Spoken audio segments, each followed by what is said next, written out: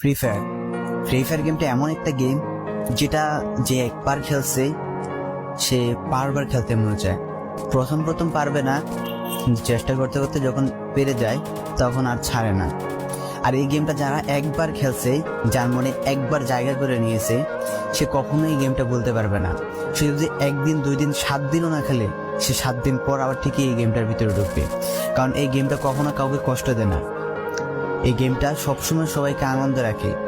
এই গেমটাতে আমি অনেক সময় কাটাইছি, আর এটা আমি কখনো ভুলতে পারবো না। এই গেমটা আমার কাছে এমন একটা গেম যেটা কিনা আমি বলে বোঝাতে পারবো না।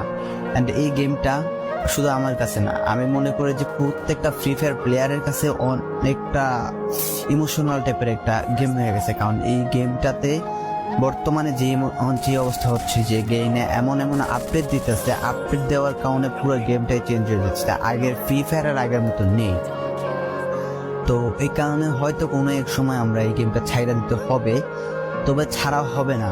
যদি ছাড়া হয় তাহলে শুধুমাত্র গেমটা ব্যান্ড হওয়ার পরে ছাড়া হবে।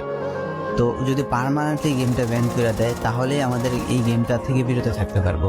আর না হলে কোনোভাবে ছাড়া, যতই আপডেট আসুক না কেন আমরা ছাড়তে পারবো না। এই গেমটার প্রতি যত একটা মায়া জড়াই গেছে, তো এটা আমাদের পক্ষে ছাড়া একবারে পসিবল না।